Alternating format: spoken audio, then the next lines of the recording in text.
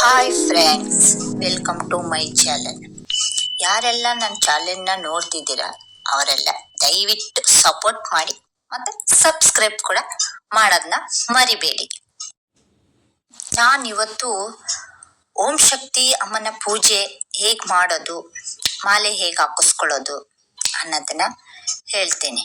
ಯಾಕಂದ್ರೆ ನಾನು ಕಷ್ಟದಲ್ಲಿದ್ದಾಗ ನಾನು ಈ ತಾಯಿ ನಂಬಿ ಪೂಜೆ ಮಾಡಿದೆ, ಎಲ್ಲ ಒಳ್ಳೇದಾಯ್ತು. ಒಂದು ನಂಬಿಕೆ ಇಟ್ಟು ಮಾಡಿದ್ರಿಂದ ಎಲ್ಲ ಒಳ್ಳೇದಾಯ್ತು. ಅದನ್ನ ನಿಮ್ಮ ಹತ್ರ ಹೇಳ್ಬೇಕು, ಹಂಚ್ಕೋಬೇಕು ಅಂತ ನಾನು ಈ ವಿಡಿಯೋ ಮಾಡ್ತಾ ಇರೋದು.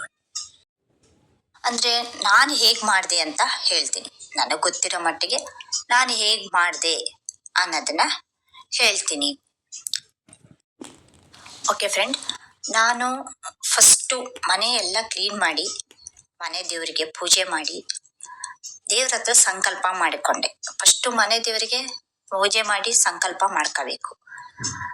ನಾನು ಇಷ್ಟು ದಿನ, ಒಬ್ರೊಬ್ರು 5 ದಿನ, ಒಬ್ರು 3 ದಿನ, ಒಬ್ರೊಬ್ರು 9 ದಿನ ಈ ತರ ಹಾಕೊಂತಾರೆ. ಅದು ನಿಮ್ಮ ಇದ್ರ ಪ್ರಕಾರ ನಿಮ್ಗೆ ಹೆಂಗ್ ಅನುಕೂಲ ಆಗುತ್ತೆ ಹಂಗೆ ಅಷ್ಟು ದಿನ ನೀವು ಅನ್ಕೊಂಡು ಸಂಕಲ್ಪ ಮಾಡ್ಕೋಬೇಕು.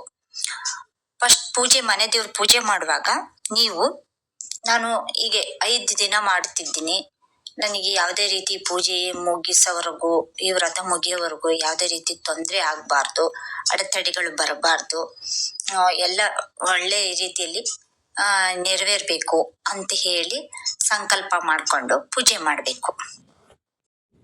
ಫಸ್ಟು ಮನೆ ದೇವ್ರ ಪೂಜೆ ಮಾಡಿ, ಆಮೇಲೆ ಅಮ್ಮನ ಹತ್ರನು ಅಮ್ಮಂಗೂ ಪೂಜೆ ಮಾಡಿ ಕೇಳ್ಕೋಬೇಕು. ನಾನು 5 ದಿನ ಮಾಲೆ ಹಾಕಿ ಪೂಜೆ ಮಾಡ್ತಾ ಇದ್ದೀನಿ, ನಿಮಗೇನು ಪ್ರಾಬ್ಲಮ್ ಇದೆ ಅದನ್ನ ನೆರವೇರಿಸ್ಬೇಕು ಅಂತೇಳಿ ಸಂಕಲ್ಪ ಮಾಡಿ ಪೂಜೆ ಮಾಡಿ ಮಾಡಬೇಕು. ಪೂಜೆ ಮಾಡಿದ್ಮೇಲೆ ಆ ತಾಯಿಗೆ ಕೆಂಪು ಬಟ್ಟೆಗಳು ಅಂದ್ರೆ ತುಂಬಾ ಇಷ್ಟ. ಕೆಂಪು ಬಟ್ಟೆಗಳು ಹಾಕೊಂಡು, ಅಂದ್ರೆ ಸೀರೆ ಹಾಕೋರು ಸೀರೆ ಹಾಕ್ತಾರೆ, ಡ್ರೆಸ್ ಹಾಕೋರು ಡ್ರೆಸ್ ಹಾಕ್ತಾರೆ. ತಾಯಿಗೆ ಅಂತ ಅಂದ್ಮೇಲೆ ಅದು ಕೆಂಪು ಸೀರೆ ಹಾಕೊಂಡು ಮಾಡೋದ್ರಿಂದ ತುಂಬಾ ಒಳ್ಳೇದು. ತಾಯಿಗೆ ಪ್ರಿಯವಾದ ಕೆಂಪು ಬಟ್ಟೆ ಹಾಕೊಂಡು ಪೂಜೆ ಮಾಡಿ ಪ್ರಾರ್ಥಿಸ್ಕೊಳ್ಬೇಕು. ನನಗೆ ಒಳ್ಳೇದಾಗ್ಲಿ, ಯಾವುದೇ ರೀತಿ ಅಡೆತಡೆಗಳು ಬರಬಾರ್ದು, ನನ್ನ ಈ 5 ದಿನದ ಪೂಜೆ ಮುಗಿಯೋವರೆಗೂ ಅಂತ ಕೇಳ್ಕೊಂಡು ಪ್ರಾರ್ಥಿಸ್ಬೇಕು.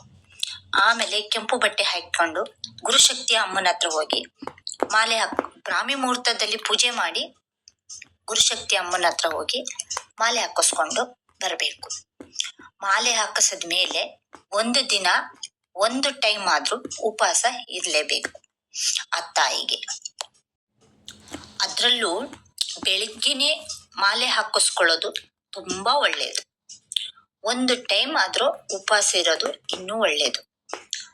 ಬೆಳಗ್ಗೆನೆ ಬೇಗ ಎದ್ದು 5 ದಿನದಲ್ಲೂ ಬೆಳಗ್ಗೆ ಬೇಗ ಎದ್ದು ಬ್ರಾಹ್ಮಿ ಮುಹೂರ್ತದಲ್ಲಿ ಪೂಜೆ ಮಾಡಿ, ಸ್ನಾನ ಮಾಡಿ, ಪೂಜೆ ಮಾಡಿ, ದೇವರಿಗೆ ನೈವೇದ್ಯ ಅಂತ ನಿಮ್ಮ ಶಕ್ತಿ ಅನುಸಾರ ಏನಾದ್ರೂ ಇಡ್ಬೋದು.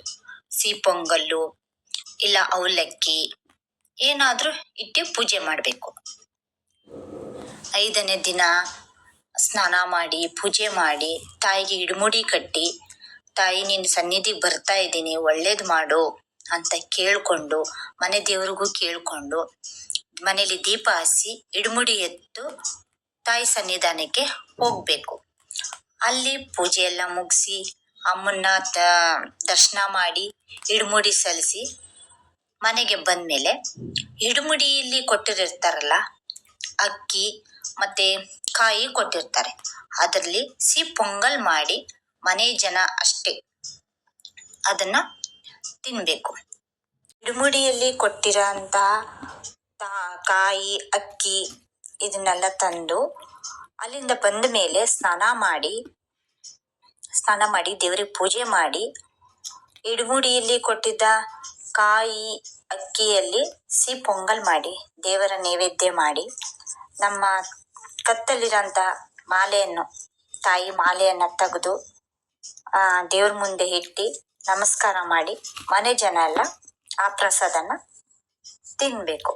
ಅಲ್ಲಿಗೆ 5 ದಿನದ ವ್ರತ ಮುಗಿಯುತ್ತೆ. ನಾವೇನೇ ಅನ್ಕೊಂಡು ಭಕ್ತಿಯಿಂದ ಕೇಳ್ಕೊಂಡು ನಂಬಿಕೆ ಇಟ್ಟು ಮಾಡಿದ್ರೆ ಎಲ್ಲ ನೆರವೇರುತ್ತೆ. ನಾವು ಯಾವುದೇ ಕೆಲಸನೇ ಆಗಲಿ, ಯಾವುದೇ ಪೂಜೆನೇ ಆಗಲಿ ನಂಬಿಕೆ ಇಟ್ಟು ಮಾಡಿದ್ರೆ ಎಲ್ಲ ಒಳ್ಳೇದಾಗೇ ಆಗತ್ತೆ. ನನ್ನನ್ನು ಎಷ್ಟು ಕಷ್ಟದಲ್ಲಿದ್ದವಳು ನಾನು, ಆವಾಗ ಈ ತಾಯಿ ಮಾಲೆ ಹಾಕಿಸ್ಕೊಳ್ಳೋಕ್ಕೂ ನನ್ನ ಹತ್ರ ದುಡ್ಡಿರಲಿಲ್ಲ.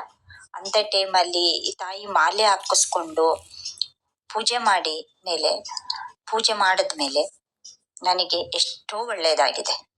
ಅದನ್ನು ನಾನು ನಿಮ್ಮ ಹತ್ರ ಶೇರ್ ಮಾಡ್ಕೋಬೇಕು, ಹಂಚ್ಕೋಬೇಕು ಅಂತ ತುಂಬ ದಿನದ ಆಸೆ ಇತ್ತು.